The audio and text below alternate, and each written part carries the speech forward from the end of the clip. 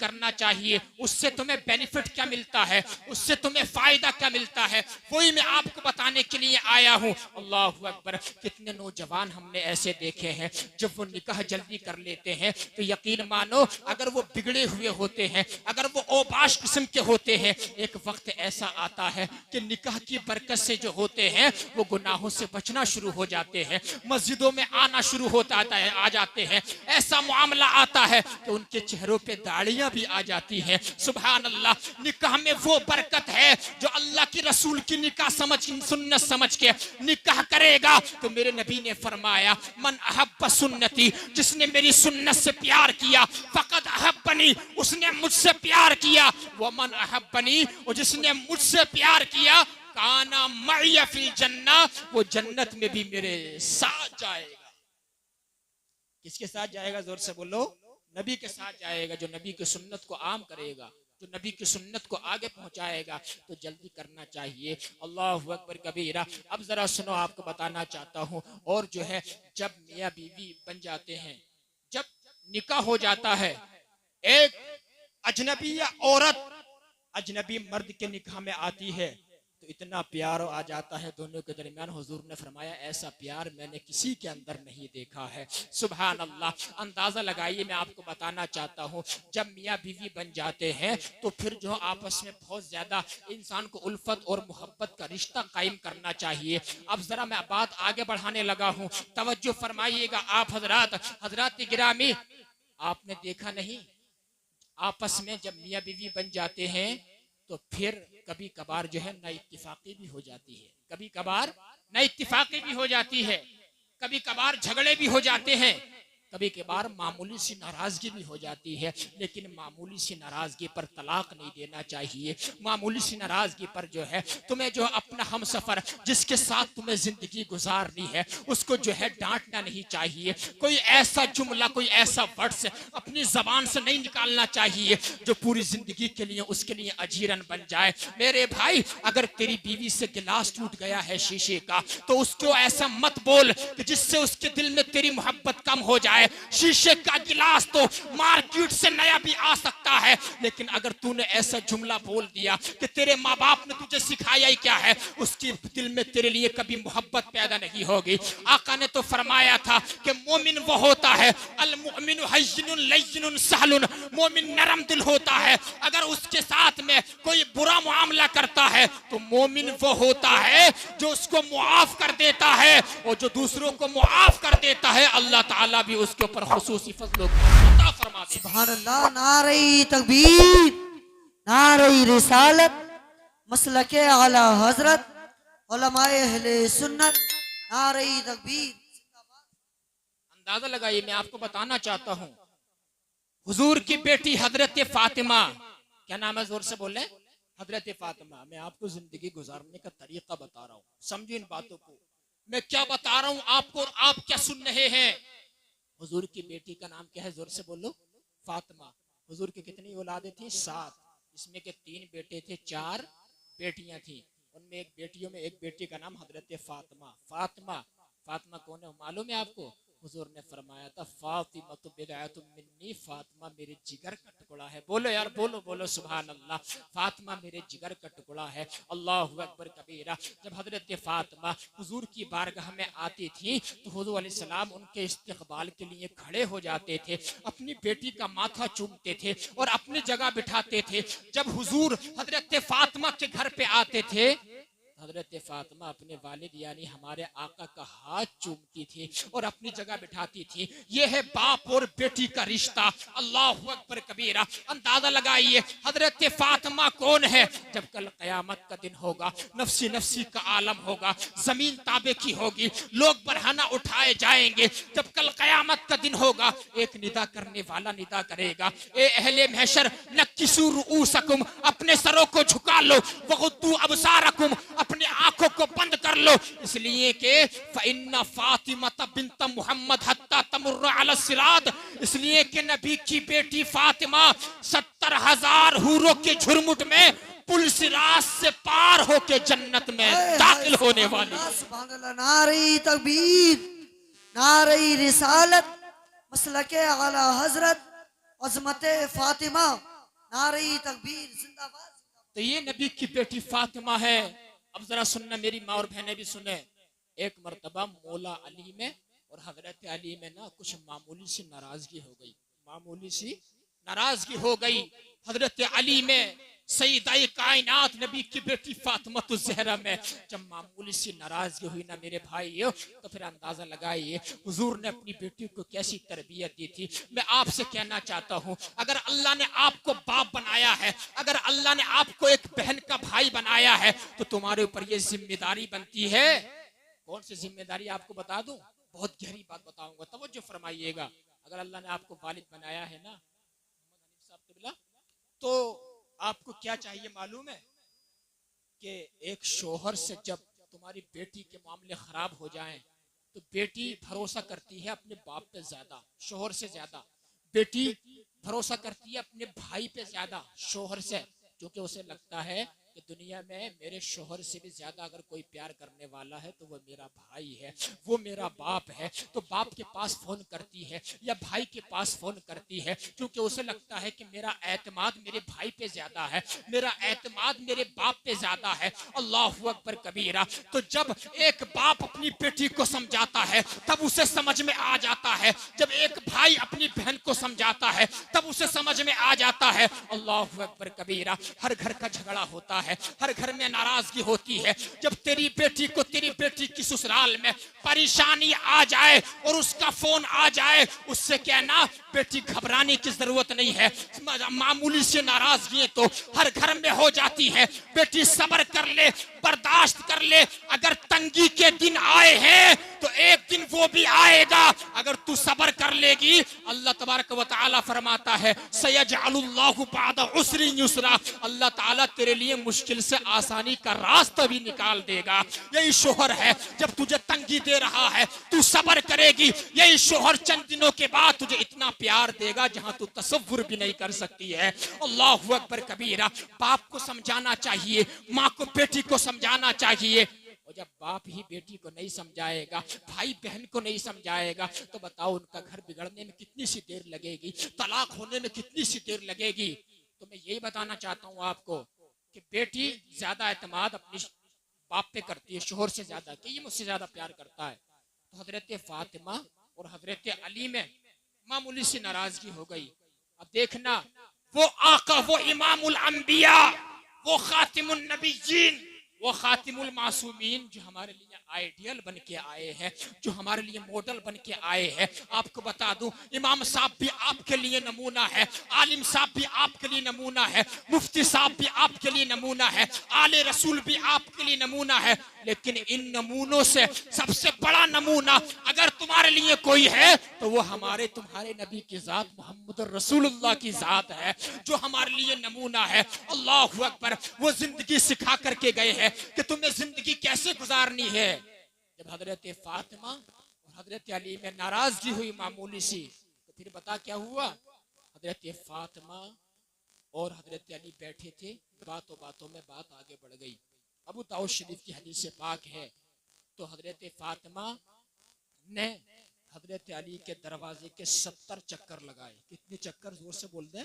70 میرے بھائیو، 70 چکر لگائے کہ علی مجھ سے راضی ہو جائے. جب 70 وہ چکر لگایا، مولا علی مسکرا گئے. اللہ اکبر. 7 چکر نہیں، 20 نہیں، 30 نہیں، 40 نہیں، 50 نہیں، 70 چکر نبی کی بیٹی، وہ بیٹی جو ساری عورتوں کی جنتی عورتوں کی سردار ہے، معمولی عورت نہیں. وہ عورت کہ جس کو کبھی جو ہے ایک دن بھی ناپاکی کا دن نہیں آتا تھا، جس کو کبھی مہینہ میں پیریڈز نہیں آتے تھے، وہ عورت ہے جس نے حضرت علی اپنے شوہر کی کیسی عزت کرتی ہے. 70 چکر حضرت علی کے گھر کے لگائے ہیں، دروازے کے لگائے ہیں. 70ویں چکر میں حضرت علی اپنی بیوی سے راضی ہو جاتے ہیں. بول دو یار سبحان اللہ. پھر اس کے بعد جو ہے نبی کے جگر کا ٹکڑا حضرت فاطمہ جو ہے اپنے والد یعنی ہم سب کے نبی کے پاس آئیں. سبحان اللہ. نبی کے پاس آئیں اور آنے کے بعد کہا یا رسول اللہ آج تھوڑا معاملہ ہو گیا تھا. میرے آقا نے فرمایا کیا ہوا؟ تو حضرت فاطمہ نے عرض کی ابا جان یا رسول اللہ آج میری علی سے کچھ معاملہ ناراضگی کا ہو گیا تھا، لیکن بات یہ ہے میرے آقا میرے والد گرامی کہ میں نے علی کے دروازے کے 70 چکر لگائے، علی مجھ سے راضی ہو گئے ہیں۔ سبحان اللہ، حضور کے چہرے پہ مسکراہٹ آ گئی۔ اللہ اکبر کبیرہ۔ حضور نے ارشاد فرمایا فاطمہ میری بیٹی، تم نے اچھا کیا کہ تم نے اپنے شوہر علی کو راضی کر لیا۔ اے فاطمہ، اگرچہ تم میری بیٹی ہو، اگرچہ تم حسنین کریمین کی امی ہو، اگر تم جنتی جوانوں کی، جوان عورتوں کی تم سردار ہو، لیکن فاطمہ تم نے اچھا کیا اپنے شوہر علی کو راضی کر لیا۔ سنو فاطمہ، اگر تم علی کو راضی نہیں کرتی اور تمہارا انتقال ہو جاتا تو میں محمد الرسول اللہ تمہارا جنازہ نہیں پڑھتا، تمہاری نماز جنازہ نہیں پڑھتا۔ اللہ اکبر کبیرہ۔ فاطمہ، تجھ سے اللہ بھی ناراض رہتا، تیرے باپا محمد الرسول اللہ بھی تجھ سے ناراض رہتے، لیکن فاطمہ تم نے علی کو راضی کر لیا۔ پتا چلا والد نے، ہمارے نبی نے اپنی بیٹی کو ایسی تربیت دی تھی کہ ان کا شوہر اگر ناراض ہوا انہوں نے ان کو راضی کر لیا۔ اتنے میں حضرت علی بھی آ گئے اور آنے کے بعد کہا یا رسول اللہ، مجھ سے زیادتی ہو گئی تھی، اب میں آگے سے خیال رکھا کروں گا۔ حضور علیہ الصلوۃ والسلام نے دونوں کو دعا دی اور روانہ کر دیا۔ میں بتانا یہ چاہتا ہوں، آج جو ہے ہم کسی اور کی زندگی کو دیکھ کے اپنے گھر کی زندگی گزارتے ہیں۔ نہیں میرے بھائیو، نبی کی زندگی ہمارے سامنے ہے، وہ پڑھ لیا کرو۔ گھر جو ہے لڑائی کا اڈا نہیں، لڑائی کا اکھاڑا نہیں، بلکہ ہمارا تمہارا گھر جنت کا گہوارہ بن جائے گا، جنت کا سکون اس کے اندر آ جائے گا۔ بس نبی کی زندگی کو پڑھنے کی ضرورت ہے، حضرت فاطمہ کی زندگی کو ہمیں پڑھنے کی ضرورت ہے۔ جس دن ہم اپنے امام صاحب کے پاس بیٹھ کر کے سیکھ لیں، حضرت بتا دیجئے ہمارے نبی کی زندگی کیسی تھی، اللہ اکبر، اہل بیت کی زندگی کیسی تھی، اسی دن سے ہماری زندگی آسان ہو جائے گی۔ اللہ اگر اندازہ لگائیے، میں کہنا چاہتا ہوں اپنی ماں اور بہنوں سے، اگر ان کے شوہر ناراض ہو جائیں، ان کے شوہر ان سے ناراض ہو جائیں، تو پھر وہ جو ہے اپنے شوہروں کو منا لیا کریں۔ اور اپنے بھائیوں سے بھی کہنا چاہتا ہوں، بیویاں ناراض ہو جائیں تو شرمایا مت کیا کرو، تمہاری بیویوں کو منانا اگر تم منا لیتے ہو یہ بھی ہمارے نبی کی سنت ہے۔ سبحان اللہ۔ اس موضوع پر کیوں اٹھا رہا ہوں معلوم ہے آپ کو، آج کتنی میری ماں بہنیں ایسی ہیں جو ٹیلی فون بھی کرتی ہے میرے پاس، میرے سامنے آ کر بھی کہتی ہیں حضرت بتائیے آج کئی سال گزر گئے ہیں، میرا شوہر مجھے سمجھتا نہیں ہے، اللہ اکبر کبیرہ، دوسری ناجائز عورتوں کی طرف تعلقات بناتا ہے، مجھے نہیں دیکھتا ہے۔ میرے بھائی اللہ بتانا چاہتا ہوں، زنا کے اندر اللہ تعالیٰ نے، زنا کے اندر شیطان نے لذت رکھی ہے، اللہ اکبر کبیرہ، لیکن جب یہ لذت تو ختم ہو جائے گی، گناہ تمہارے کھاتے میں باقی رہ جائے گا۔ بچنا چاہیے شیطان کی پیروی سے، بچنا چاہیے۔ جو اللہ کی اطاعت کرے گا، جو نبی کی اتباع کرے گا، اس کے لیے کیا مزدہ ہے، اس کے لیے کیا خوشخبری ہے، ذرا سنو۔ اللہ فرماتا ہے وَمَن يُطِعِ اللَّهَ وَالرَّسُولَ فَأُولَئِكَ مَعَ الَّذِينَ أَنْعَمَ اللَّهُ عَلَيْهِم مِّنَ النَّبِيِّينَ وَالصِّدِّيقِينَ وَالشُّهَدَاءِ وَالصَّالِحِينَ وَحَسُنَ أُولَئِكَ رَفِيقًا۔ جو اللہ کی اطاعت کرے گا، نبی کی اتباع کرے گا، شیطان کو لات مارے گا، قیامت کے دن جو ہے وہ تنہا نہیں چھوڑا جائے گا، لاوارث نہیں چھوڑا جائے گا، بلکہ وہ نبیوں کے ساتھ ہوگا، وہ صدیقین کے ساتھ ہوگا، وہ شہیدوں کے ساتھ ہوگا۔ جو ان کے ساتھ ہوگا انشاءاللہ وہ جنت میں بھی ان کے ساتھ جائے گا۔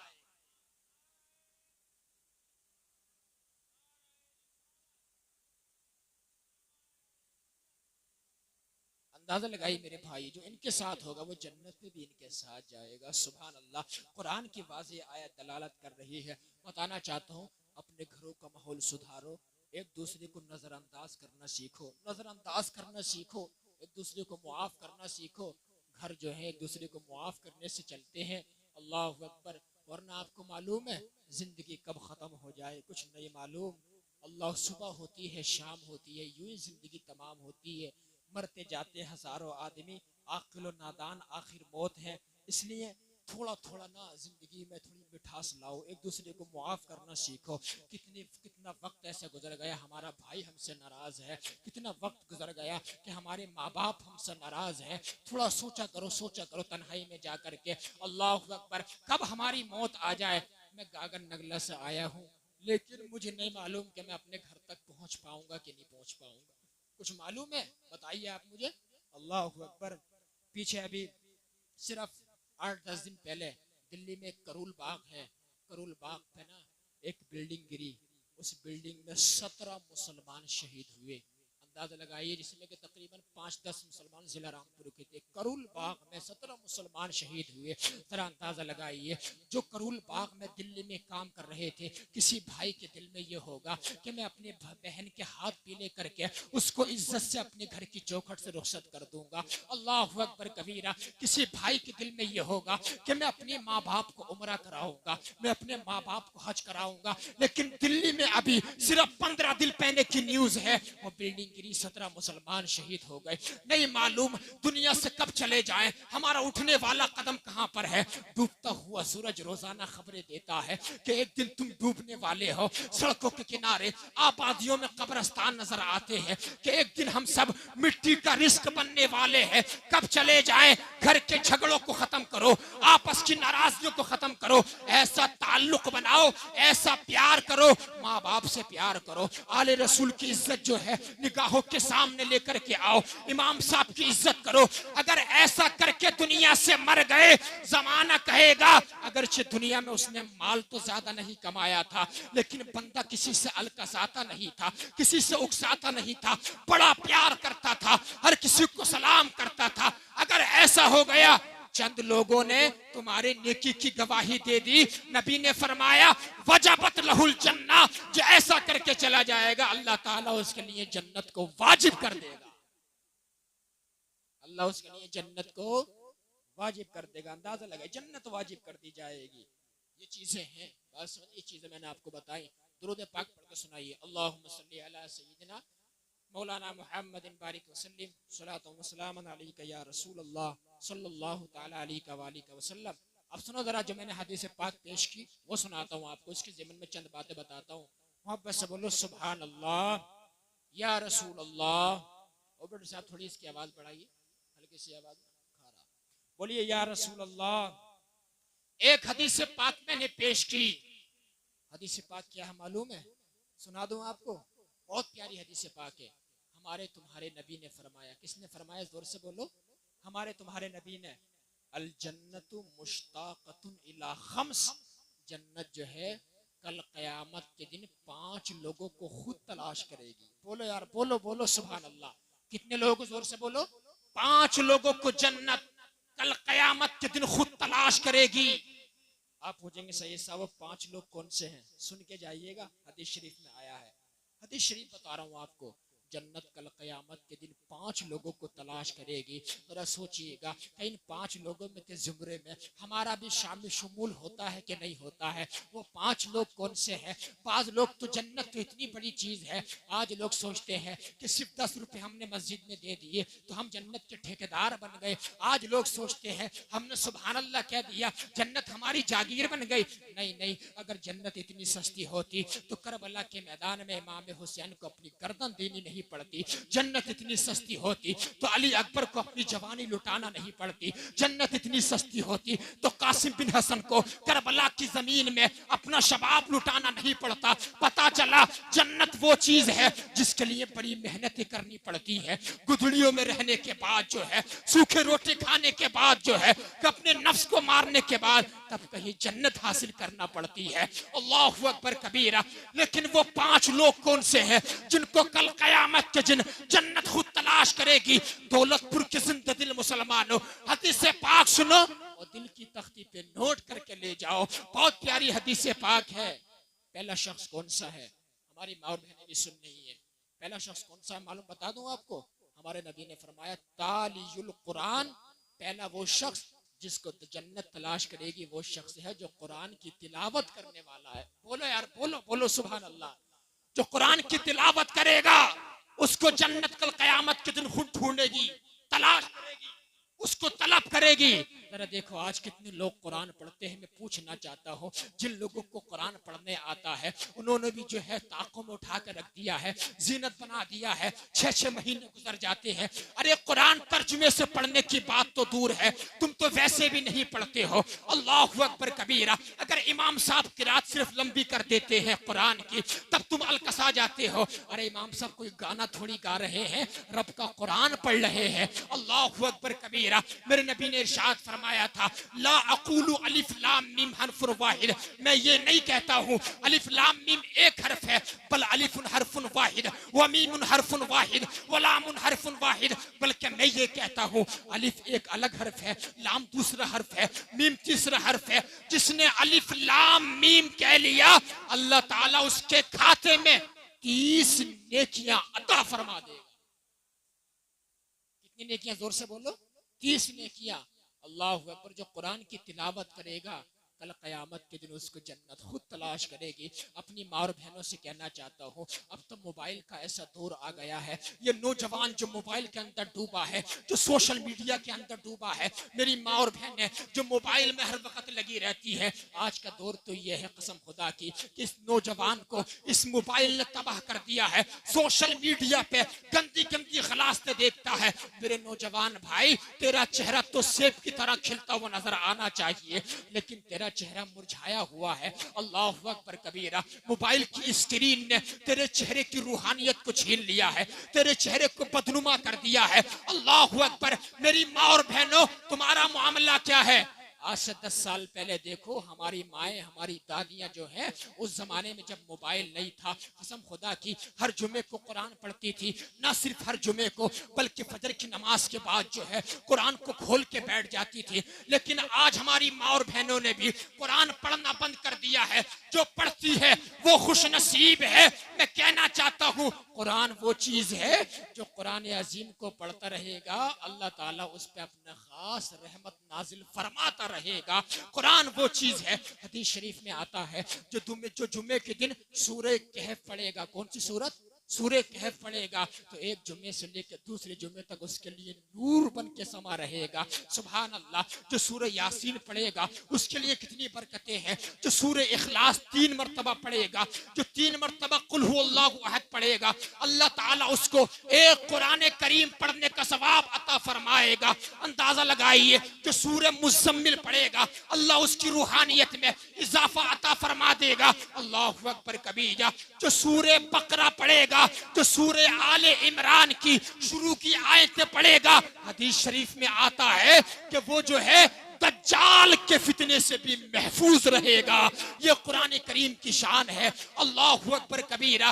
جو قرآن عظیم کو چھوڑے گا یاد رکھنا یہ امت جتنا قرآن سے دور ہوتی چلی جائے گی اتنی ہی تباہ ہو جائے گی, اتنی ہی برباد ہو جائے گی. جتنا قرآن سے قریب آ جائے گی اللہ تعالیٰ اس امت کی اتنی ہی برکتیں نازل فرما دے گا. قرآن پڑھا کرو, امام صاحب کے پاس آیا کرو تو پہلا وہ شخص جس کو جنت خود تلاش کرے گی کون ہے معلوم ہے؟ جو قرآن کی, زور سے بولو, جو قرآن کی. ارے بلوا اس لیے رہا ہوں تاکہ آپ کو یاد رہ جائے. بول دے یار سبحان اللہ. حالانکہ میرے یاد تو ادھر کی 2 ادھر 4 ادھر کی بھی ہیں, وہ سنا دو تو آپ ہنسیں گے بہت زیادہ. لیکن سوچ رہا ہوں کہ ایک میسیج ہی آپ کو دے کر کے چلا جاؤں. تالی القرآن. جو قرآن کی تلاوت کرے گا اس کو جنت خود تلاش کرے گی. سیکنڈ دوسرا شخص کون سا ہے معلوم ہے آپ کو؟ آقا نے فرمایا دوسرا شخص وہ ہے وَمُطْعِمُ الْجِيعَانِ. جو بھوکوں کو کھانا کھلائے گا اس کو جنت تلاش کرے گی. بولو یار بولو سبحان اللہ. جو بھوکوں کو کھانا کھلائے گا اس کو جنت خود تلاش کرے گی. ذرا دیکھو آج مسلمانوں کا کام جو ہے غیر مسلموں نے لے لیا ہے. قسم خدا کی جب گرمی آتی ہے تم نے دیکھا نہیں ہے پنجابی روڈوں پہ پانی پلاتے نظر آتے ہیں. مسلمانوں کا یہ عمل کہاں چلا گیا جو نبی نے ہمیں سکھایا تھا؟ ہم پانی کیوں نہیں پلاتے ہیں؟ ہم دوسروں کو کھانا کیوں نہیں کھلاتے ہیں؟ میرے بھائی اگر تو نے پیاسے کو پانی پلا دیا, تو نے بھوکے کو کھانا کھلا دیا, سمجھ لے تو نے اسلام کو بچا دیا.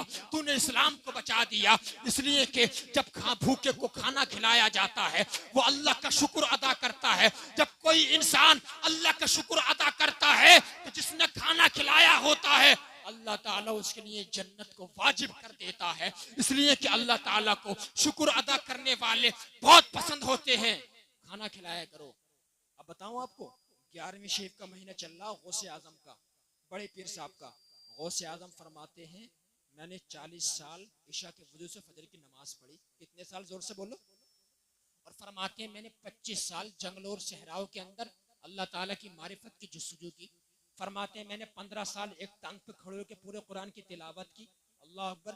کہتے ہیں میں نے اتنی عبادت کی، توجہ میری طرف دیکھیے، میں نے اتنی ریاضت کی، لیکن فرماتے ہیں مجھے مزہ سب میں آیا، لیکن ان سب سے زیادہ مزہ اور اللہ تعالیٰ کی رضا اگر مجھے کسی چیز میں نظر آئی تو وہ بھوکوں کو کھانا کھلانے میں نظر آئی ہے۔ بولو یار سبحان اللہ۔ ننگوں کو کپڑا پہنانے میں نظر آئی ہے، پیاسے کو پانی پلانے میں نظر آئی ہے۔ ذرا اندازہ تو لگائیے، وہ عبد القادر جیلانی جن کو 10 سال کی عمر میں پتا چل گیا تھا کہ میں اللہ کا ولی ہوں، اس عبد القادر جیلانی کو، اس بڑے پیر صاحب کو سب سے زیادہ مزہ اگر کسی چیز میں آیا ہے تو بھوکوں کو کھانا کھلانے میں آیا ہے۔ اللہ اکبر کبیرہ۔ خوش نصیب ہیں وہ لوگ جو دوسروں کو کھانا کھلاتے ہیں، اور بد نصیب ہیں وہ لوگ جو دوسروں کے منہ کا نوالا چھیننے کی کوشش میں رہتے ہیں، جو لقمہ چھینتے ہیں۔ کسی کو اللہ نے اگر نوازا ہے، تمہارے مسلمان بھائی کی مالی پوزیشن اگر اچھی ہو گئی ہے، تم کیوں اس سے جلتے ہو؟ کیوں تم اس پہ اعتراض کرتے ہو؟ اگر شکر مناؤ، اللہ نے ہمارے بھائی کو جو ہے ہاتھ پھیلانے سے بچا لیا ہے، اس کو مالدار بنا دیا ہے۔ تمہاری سوسائٹی مضبوط ہوگی، تمہارا ہی گاؤں مضبوط ہوگا۔ کیوں ایسا سوچتے ہو؟ اللہ اکبر کبیرہ۔ اس لیے جو ہو ایسے بنو، یہ کہو یا اللہ جیسا تو نے میرے بھائی کو عطا فرمایا ہے ایسا مجھے بھی عطا فرما دے۔ یہ رشک ہوتا ہے، اور رشک اسلام میں جائز ہے۔ یہ دعا مانگے گا، اللہ تعالیٰ تو بے نیاز ہے، اس کی یہاں کسی چیز کی کمی نہیں ہے۔ مانگ کر کو دیکھ، اللہ فرماتا ہے جو میری بارگاہ میں مانگنے کے لیے آتا ہے، امن یجیب المضطر اذا دعاہ، جب کوئی اس کی بارگاہ میں گڑ گڑا کر دعائیں مانگتا ہے، اللہ ریجیکٹ نہیں فرماتا ہے، بلکہ اپنی بارگاہ میں قبول فرما لیتا ہے۔ بلکہ ہمارا معاملہ تو یہ ہو گیا ہے، اگر دل سے دعائیں مانگو گے قسم خدا کی قبول ہو جائیں گی، اور اگر رو رو کے دعائیں نہیں مانگو گے قبول نہیں ہوں گی۔ اور ایک جملہ کہہ کر کے جا رہا ہوں، جب تک ہم اللہ کی بارگاہ میں رو رہے تھے، گڑ گڑا رہے تھے، اللہ تعالی ہمیں دے رہا تھا، اور جب ہم نے اللہ کے سامنے رونا بند کر دیا، اللہ نے ہمیں دینا بند کر دیا۔ اللہ تعالیٰ نے ہمیں، زور سے بولو، دینا بند کر دیا۔ ایک بار رو کے دیکھو تہجد میں، اگر تمہیں نہیں ملے تو دیکھنا قسم خدا کی اللہ تعالیٰ بہت دینے والا ہے، وہ بے نیاز ہے، وہ سارے عالموں سے بے نیاز ہے۔ اللہ اکبر۔ میری بات طول پکڑ رہی ہے۔ وَمُطْعِمُ الْجِيعَانِ، دوسرا وہ شخص جس کو جنت خود تلاش کرے گی، جو بھوکوں کو کھانا کھلائے گا، ننگوں کو کپڑا پہنائے گا، پیاسے کو پانی پلائے گا، اس کو جنت خود تلاش کرے گی۔ آگے بڑھو ذرا۔ تیسرا شخص کون سا ہے جس کو جنت خود تلاش کرے گی؟ سننا چاہتے ہو تو اس سے پہلے بول دو محبت سے سبحان اللہ۔ تیسرا شخص کون سا ہے جس کو جنت خود تلاش کرے گی؟ میرے آقا نے فرمایا مکسل عریان، مکسل عریان، جو کسی ننگے کو کپڑا پہنائے گا اس کو جنت تلاش کرے گی۔ بولو یار، بولو سبحان اللہ۔ اب اندازہ لگائیے، لوگ سوچتے ہیں اب تو سب مالدار ہو گئے، سب کے پاس اسباب و وسائل ہیں۔ آپ کو بتاؤں، محلے میں تلاش کر لینا، سوسائٹی میں تمہارے قریب نہیں تلاش کر لینا، کتنے لوگ آج بھی ایسے جن کے پاس صرف 1-2 جوڑی کپڑوں سے زیادہ کپڑے نہیں ہیں۔ قسم خدا کی میں جانتا ہوں، ہر کہیں جاتا ہوں، اللہ تعالیٰ کے فضل و کرم سے آپ بھی جانتے ہیں، تلاش کیا کر۔ لوگ سوچتے ہیں سب اچھا کھا رہے ہیں، اچھا پہن رہے ہیں، ایسی بات نہیں ہے۔ اگر اللہ نے تمہیں اچھا بنایا ہے، محلے میں تلاش کر کے دیکھنا، ڈھونڈ کے دیکھنا، گاؤں کے اندر کتنے لوگ ایسے جن کے پاس صرف 1 جوڑی کپڑے ہیں، جن کے پاس جو ہے اگر مزدوری نہ ملے ان کے گھر میں صرف چٹنی بنتی ہے، ان کے گھر میں فاقہ بھی ہو سکتا ہے۔ قسم کھا کے کہتا ہوں، مت دیکھو دنیا داروں کو، وہ کیا کہے گا، وہ کیا کہے گا، یہ مت دیکھو۔ اگر دیکھنا ہے تو یہ دیکھو رسول اللہ کی بارگاہ میں میں کیسا ہو جاؤں گا، اللہ تعالیٰ مجھے کیا، اللہ تعالیٰ میرے بارے میں کیا فیصلہ فرمائے گا۔ قسم خدا کی جس دن تم یہ دیکھنے لگو رسول اللہ میرے بارے میں کیا سوچیں گے، آقا کیا کرم فرمائیں گے،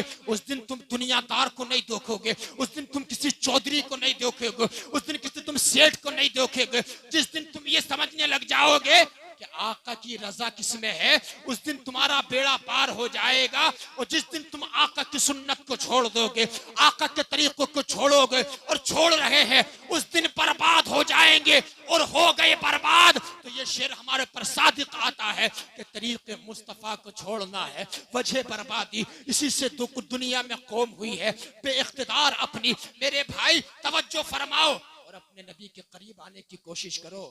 تو تیسرا وہ شخص جس کو جنت خود تلاش کرے گی وہ ہے جو کسی ننگے کو کپڑا پہنا دیتا ہے. قسم خدا کی زندگی میں ایسے کام کر کے چلے جانا, یقین مانو جس سے اللہ خوش ہو جائے, رسول اللہ کے دل کو ٹھنڈک پہنچ جائے. اگر یہ چیز تمہارے اندر آ گئی, اللہ تعالیٰ کرم فرما دے گا تو ہمیں عذاب قبر سے بھی بچا دے گا, ہمیں دنیا میں بھی سکون دے دے گا, اور کل قیامت کے دن میں ہمیں سرسبز و شادابی عطا فرما دے گا. اب سنو ذرا چوتھا شخص کون سا ہے, اختصاری طور پہ بیان کر رہا ہوں ورنہ یہ حدیث تو بہت زیادہ اس کو ٹائم چاہیے. حافظ اللسان, چوتھا وہ شخص جس کو جنت خود تلاش کرے گی. ہمارے نبی نے فرمایا وہ شخص ہے جو زبان کی حفاظت کرنے والا ہے. ارے یار بول دو یار, بولو سبحان اللہ.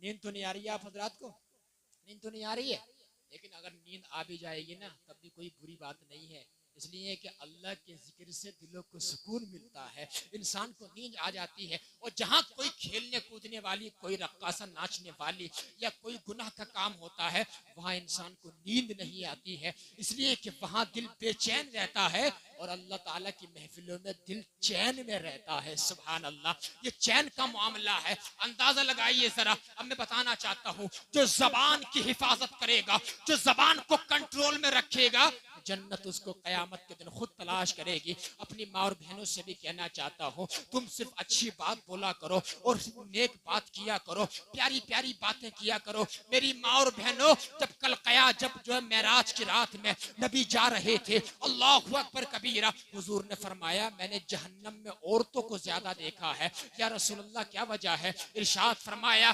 غیب دا نبی نے فرمایا, میرے آقا نے فرمایا کہ میں نے جہنم میں عورتوں کو اس لیے زیادہ دیکھا ہے کہ یہ اپنے شوہروں کی نافرمانیاں کرتی ہے, یہ چغلی بہت زیادہ کرتی ہے. تو میری بہن, میری بیٹی, اپنی زبان کی حفاظت کیا کرو. جو عورت زبان کی حفاظت کرے گی, اچھا بولے گی, اچھا سوچے گی, زمانہ کچھ بھی کہے, کل قیامت کے دن اس کو رب کی جنت خود تلاش کرے گی, رسول اللہ کی جنت اس کو خود تلاش کرے گی. اور میرے بھائی تمہیں بھی خاموش رہنا چاہیے. میں پوچھنا چاہتا ہوں, دو لوگوں میں اگر لڑائی ہو جائے, دو لوگوں میں اگر ایک ٹھنڈا پڑ جاتا ہے, ایک خاموش ہو جاتا ہے, جھگڑا وہیں ختم ہو جاتا ہے. اور اگر دونوں گرم رہیں گے تو خاندانوں میں لڑائی ہو جاتی ہے, بات بہت طول پکڑ جاتی ہے. حضور علیہ الصلوۃ والسلام نے جب حضرت معاذ بن جبل کو یمن کا قاضی بنا کے بھیج رہے تھے, حضرت معاذ بن جبل نے کہا تھا یا رسول اللہ مجھے کوئی نصیحت فرما دیجئے. میرے آقا نے ارشاد فرمایا تھا, اے معاذ بن جبل, جا تو رہے ہو لیکن اپنی زبان کی حفاظت کرنا, زبان کو کنٹرول میں کرنا. وہ معاذ بن جبل ہے جو اس امت کے سب سے بڑے فقیہ ہیں, جو حلال و حرام کو اس امت میں سب سے زیادہ جانتے ہیں. ان کے بارے میں نبی فرما رہے ہیں زبان کی حفاظت کرنا. زبان ہی وہ چیز ہے میرے بھائیوں, دولت پور کے زندہ دل غیور مسلمانوں, جتنا میٹھا کر لوگے لوگ تمہارے اتنے قریب آ جائیں گے, جتنا کڑوا کر لوگے کوئی تمہارے پاس بیٹھنے کے قریب نہیں آئے گا. بلکہ میرے آقا نے تو یہاں تک فرمایا المسلم من سلیم المسلمون من لسانہ ویدہ. سچا مسلمان کون ہوتا ہے؟ ذرا سنو, سچا مسلمان کون ہوتا ہے, مومن کامل کون ہوتا ہے. آج تو صاحب برنٹڈ زمانہ ہے, آج تو صاحب لوگ اپنے آپ کو پروفیشنل سمجھنے لگے ہیں کہ جو ہے بڑی گاڑی پہ چڑھتا ہے وہ بہت زیادہ معاملہ اس کا طول پکڑ گیا ہے. جو مرسیڈیز گاڑی میں چڑھتا ہے اس کو اللہ نے بڑا نوازا ہوا ہے, جس کے پاس 3 منزلہ مکان ہے اس کو اللہ نے بڑا نوازا ہوا ہے. ذرا سنو, سچا مسلمان کون ہے اور اللہ تعالیٰ کو سب سے زیادہ پیارا کون ہے, نبی کو سب سے زیادہ پیارا کون ہے؟ سننا چاہتے ہو؟ آقا نے فرمایا المسلم من سلیم المسلمون من لسانہ ویدہ. سچا مسلمان وہ ہے جس کی ہاتھ اور زبان سے دوسرے مسلمان محفوظ رہتے ہیں. وہ سچا مسلمان ہے. قسم خدا کی زبان سے کسی کو تکلیف نہ دو, زبان سے کسی کو گالی نہ دو, ہاتھ سے کسی کو مارو مت. یہ چیز جس دن تمہارے اندر آ جائے گی, یہ صفت جس دن تمہارے اندر آ جائے گی, قسم خدا کی اللہ تعالیٰ تمہاری زبان میں وہ تاثیر عطا فرما دے گا جو تم اللہ تعالیٰ سے مانگو گے. اللہ تعالیٰ رد نہیں فرمائے گا بلکہ اپنی بارگاہ میں قبول فرما لے گا اور تمہیں وہاں سے رزق دے گا من حیث لا تحتسب, جہاں پر تمہارا گمان بھی نہیں جا سکتا ہے. سبحان اللہ, یہ چیز ہے. تو چوتھا وہ شخص جو اپنی زبان کی حفاظت کرے گا, کنٹرول کرے گا, اس کو کل قیامت کے دن نبی کی جنت خود اس کو زور سے بول دو تلاش کرے گی, اس کو ڈھونڈے گی. 4 شخص ہو گئے. اب 5واں سنیے, ومن صلی علی حبیب الرحمن. نبی فرماتے ہیں 5واں وہ شخص جس کو جنت تلاش کرے گی وہ شخص ہے جو نبی کریم پہ کثرت سے درود و سلام پڑھتا ہے. بولو یار, بولو سبحان اللہ. جو نبی پر درود و سلام پڑھے گا اس کو جنت تلاش کرے گی. اور میں اپنی ماں اور بہنوں سے کہنا چاہتا ہوں, میری ماں اور بہنوں, آپ کھانا بناتی ہو, کھانا ہاتھوں سے بنتا ہے, لہذا ہاتھوں سے کھانا بناتی رہا کرو. زبان تو تمہاری فارغ رہتی ہے, ہاتھوں سے کھانا بناؤ, زبان سے درود پاک پڑھتی رہا کرو. درود پاک بھی پڑھتی رہو گی, ادھر درود پاک کی برکت سے کھانے میں مٹھاس آتی رہے گی. قسم خدا کی درود پاک وہ ہے, یقین مانو اگر دنیا میں جو ہے عزت چاہتے ہو نبی پر درود پاک پڑھو, ذلت سے بچنا چاہتے ہو نبی پر درود پاک پڑھو, کل قیامت کے دن جنت میں نبی کے ساتھ جانا چاہتے ہو نبی پر درود پاک پڑھو, قبر میں اس انداز سے اترنا چاہتے ہو کہ آقا علیہ السلام تمہیں قبر میں اپنے ہاتھوں سے اتار رہے ہو, نبی پر درود پاک پڑھو. کل قیامت کے دن نبی کی شفاعت پانا چاہتے ہو نبی پر درود پاک پڑھو. رزق میں اضافہ چاہتے ہو نبی پر درود پاک پڑھو. اے لوگو, مدینہ شریف جانا چاہتے ہو نبی پر درود پاک پڑھو. اگر خواب میں نبی کے چہرے کی زیارت کرنا چاہتے ہو نبی پر درود پاک پڑھو. اور آقا نے ارشاد فرمایا کل قیامت کے دن میرے سب سے زیادہ قریب وہ شخص ہوگا اکثرہم علیہ صلاۃً, جس نے دنیا میں رہ کر مجھ پہ سب سے زیادہ درود پاک پڑھا ہو. سبحان اللہ. نعرہ تکبیر, نعرہ رسالت.